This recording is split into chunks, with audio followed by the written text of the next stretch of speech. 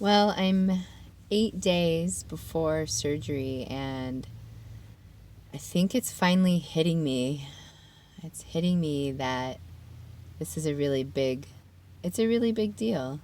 And everything I've gone through has been a big deal. I mean, it's having cancer is a big deal. And in some ways it's been hard to reconcile that because I was just thinking how I don't necessarily think the actual having cancer really changes anything because it's not like, there's this like thing inside that's wreaking havoc in any real tangible way. Occasionally I feel something there.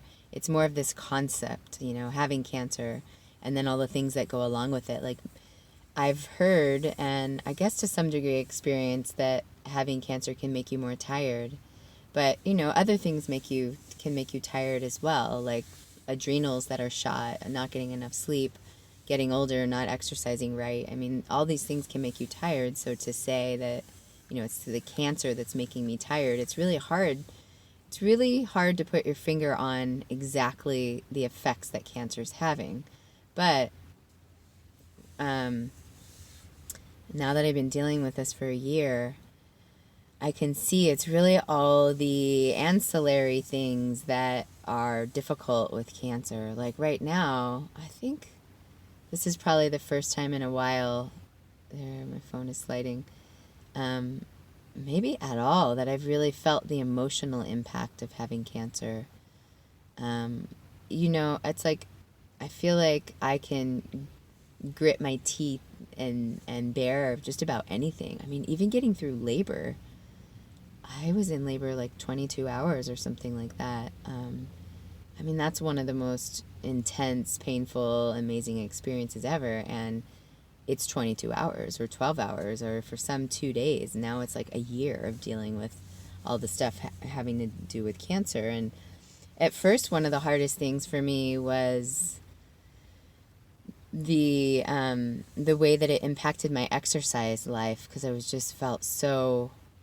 This thing is cracking me up. I felt so maybe addicted, but definitely in a routine with exercise. I went a lot. It was a huge part of my life. I'd rearrange my life to make it so exercise would still fit.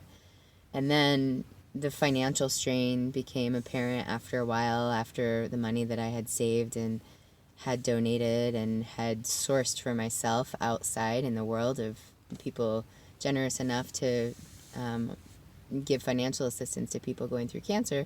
When that started to deplete, then the financial strain, which is still there for me, but I always make it work somehow. Some miracles happen that get me through the next month. So it started with just the impact to my routine. I mean, you just never really recognize how fortunate we are that we can schedule ourselves basically how we want. We schedule our lives the way we want it. Maybe outside of having a job or even having kids, there's some things that you're required to do, but most of our lives we get to say what we're going to do, when we're going to do it, and how we're going to do it. And so yeah, so the exercise and then the financial part, and then now I'm really confronting the emotional part. I read something along the way that said take a picture of your breast because you'll miss them or you forget how they looked. And if I can definitely imagine that because I can recollect how many things I've forgotten how they've looked over time, certain people, how I used to look, various places. So I can imagine what that's like. And they did take a picture when I was at the surgeon's office last time. Not that I have a copy of it, but I also do have a photo. But yeah, I mean, in 8 days, these breasts that have been with me for 44 years will be like in a trash can or something somewhere. That sounds so bad, but I don't know what they do, but they won't be attached to this body, and that's going to be different, that's for sure. Um, but everything's kind of different. My voice is different. I lost my voice. I didn't realize it was really cold and flu season until I guess about a week and a half ago, maybe 2 weeks. I started getting a cough. I had a tickle in my throat, and I had this awful cough. I mean, this cough, by awful meaning like I'd go into these 30-second, 60-second long coughing fits, like coughing makes me want to cough. And I talked to the anesthesiologist, and they said that if this cough was, well, I couldn't actually speak very well. I've got probably like now 85% or so back of my voice, but I was really low. It just was really hard to even understand what I was saying. And they told me if I was still sick, I'd have to postpone the surgery, and I just really don't want to. I mean, obviously, it's like I've got this mark in time, and I want to make it happen. I'm at the hospital right now waiting for my Herceptin infusion. I'm a little bit early, and then I'm also going to go into my doctor's office, Dr. Campbell, and tell him that I have this sore on my eye, this eyelid. It's not a sty, which all I know that styes are they're kind of like puffy, bloated looking, puffs on the lid. I don't know if I've ever had one of those, but I've seen them. Maybe I have. And this is not really that. It's kind of just sort of like this irritated red right at the eyelash line. And sometimes it itches, and they put me on antibiotics. And, well, I asked for them actually. A week ago, I went into the doctor's office and said, could you please give me an antibiotic, because I really don't want to be coughing or sick. I don't want my surgery postponed. So they did, I didn't even need to see the doctor. I spoke to the nurse, and he called a prescription in for me. But it's not really making this eyelid thing go away. It does seem to be, like killing off whatever infection is inside me, because there was some brown, green, yellow kind of mucusy stuff coming out of me.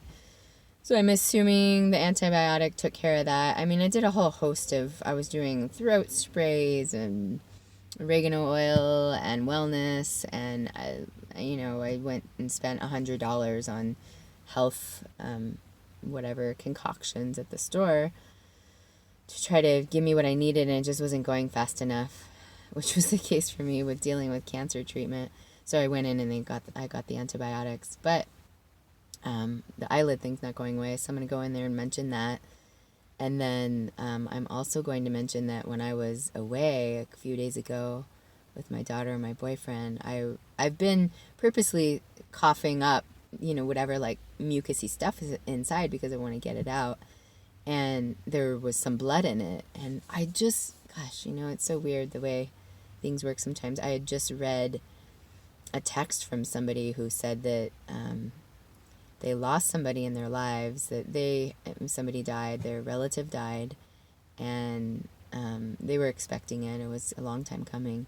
But then also their best friend was coughing up blood for like a few weeks, and they're pretty sure it's lung cancer. And I was like, oh, okay. I mean, I had a breast MRI recently, and then I had a PET CT not that long ago, and anything like that should have shown up. But I've said this before, but the imaging is only as good as it is, meaning it doesn't show every single thing. You can get every image that there is to get, and still you could have something brewing that's not detectable by the images. So once you get a cancer diagnosis, it's scary, because now I know I'm susceptible, I am vulnerable, and it's hard not to consider that something might be cancer spreading. I mean, especially when I've had this sort of pressure around my heart. It's hard to tell where it is. It's behind my breast, around my heart. And there's nothing, they don't detect anything there. Like the EKG's good, the echocardiogram's good, the PET scans are good. It's like, okay, well, what's this pressure? I mean, it could be anything. It could be nothing. Maybe that's just what happens. And maybe before having a cancer diagnosis, it's not so upsetting. It doesn't really worry a person. So let's see, where else was I going with all that? Yeah, so I was going to say that I'm going to mention the eyelid thing, and then I'm going to mention that I had some blood in my mucus, which I'm reluctant to do because I don't want them to postpone my schedule. Postpone my surgery. So, but I just need to mention that just to make sure. Even though I'm here in Grass Valley, this is where I get the infusions. And then Stanford is where I'll be going, where we will be going, although my daughter's not coming with me. Just my boyfriend and I.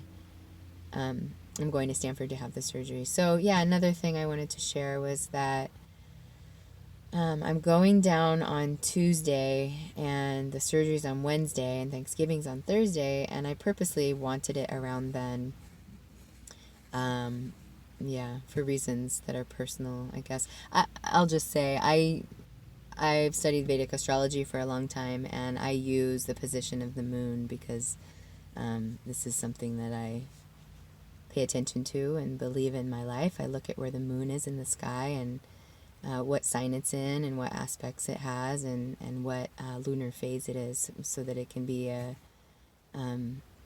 good time for such things. So anyway, I don't really want to go off on a tangent on that, but I picked the surgery date, and I'm really glad they could get me in then, because I wasn't sure with it being Thanksgiving, but I guess surgeons don't get to have a holiday. But it's pretty cool because, so we're going to go down on Tuesday, and I'm getting a couple things done. I don't even really know what they are, but I was telling my EMDR practitioner recently that, I guess that was just yesterday, that once I've surrendered to the choice I'm making, I mean, I'm in the surgeon's hands, I'm in the doctor's hands, they're putting me under general anesthesia, I'm going to be completely knocked out, except for the part of me that's still conscious, otherwise I'd be dead. But I'm like knocked out, I'm under full anesthesia, and what can I do besides trust and let go? You know, there's really nothing more I can do. So whatever they're doing to me on Tuesday, I think they call it localization, and I call it sticking a wire in my body, because I think they're what it is a guide wire that shows them basically where the cancer is. So I don't even know what that's going to take. How do you get a wire in your body? But I'm trying not to think too much about it. As long as they give me something, some sort of medication that, like local anesthesia or something to make me not feel as much, I'll be fine. But it's kind of interesting, huh? To imagine that I'm going, or one is going to get a procedure and you don't quite even know what they're doing. But like I said, I'm just surrendering to the process of, I'm in their hands, I'm in their care. And if they say I need to do that, then that's what I need to do, at least for this stage. So I'll be there on Tuesday, and then we're spending the night. Thankfully, friends found a place for us, a friend's parents. It's good timing, I guess, with Thanksgiving, because some people are out of town. So we have a place to stay on Tuesday night. I really didn't want to do Airbnb or a hotel. It's just the cost of things are astronomical. They just really start adding up. Even an $80 Airbnb is expensive, you know, when you're dealing with cancer therapy. So anyway, we have a place to stay, and then I go in pretty early. I think I need to be there at 7 on Wednesday, and they'll talk to me, and they'll do a whole bunch of stuff, and then I'll be in surgery for 6 hours, and then I'll be out of it for who knows how long, and I'll be in the recovery room, and then they'll keep me only one night, which is not too bad. One night. And then they said they'll release me the next afternoon, assuming there's no complications, and I'm going to assume there won't be complications. They do this all the time, you know, they performing mastectomies. It doesn't mean that it doesn't take precision or mastery or experience, but they do this all the time. I'm not the first person. I'm the, you know, who knows, millionth person or something. But even the doctors that I'm working with, they have been doing this for so many years. I feel so blessed that I could be at Stanford. I don't really even know how that's happening, but I feel like that's God's grace for sure. And then I have an incredible partner who's been with me every step of the way, who I know will be there with me when I get out and help me through what I need to get through.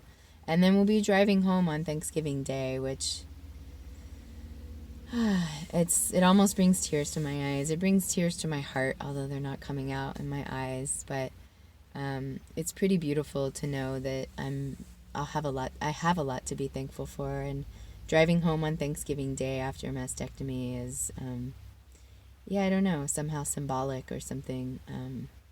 I feel grateful. I feel grateful for that. And then my daughter's dad is going to bring my daughter over to our house in the afternoon, and some friends wanted to bring Thanksgiving dinner to us, so it'll be waiting there for us. Is that amazing or what? I mean, I felt so supported through this process, and it's been incredible. I'd love to have a party or something at some point.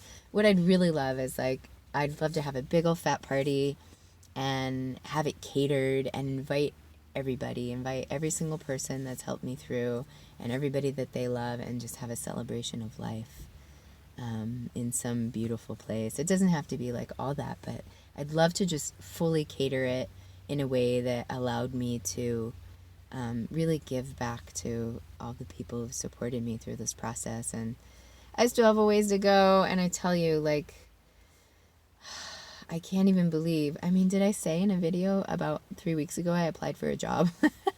And is that insane or what? I'm like, why, how am I applying for a job? I'm about to be in a bed for 4 weeks, 5 weeks, 4 to 6 weeks, I guess, recovering from surgery. But that is how stir crazy I am to not be at home anymore. I have been doing a little bit of work recently, but it's not like being back in the workforce, earning a healthy living, being in a routine, having a schedule. It's just been kind of catch as catch can, just getting me by. So it's been so hard for me. Oh my God. I literally look at jobs that are being posted in all the different places, Indeed, Glassdoor, etc. I'm constantly looking because I'm like, okay, I'm ready. I'm ready to be working. This really happened. This happened to me. God, this video is long. Not like anyone listens to the whole thing anyway. Well, I know some people do, but I sure wouldn't. But yeah, this happened when I was a stay-at-home mom for a while too. I got a little stir crazy needing to work. So anyway, that's what I have to say. I'm sure I'll do another video with surgery. Well, maybe I will. I'm not so sure. I've just been kind of emotionally funky recently, so just I haven't been so inspired to make one. But it's been a while, and that's what I wanted to share. So here we go. Time to go into the doctor and tell him about my eyelid and about my cough. And hope you have a great day. Thanks.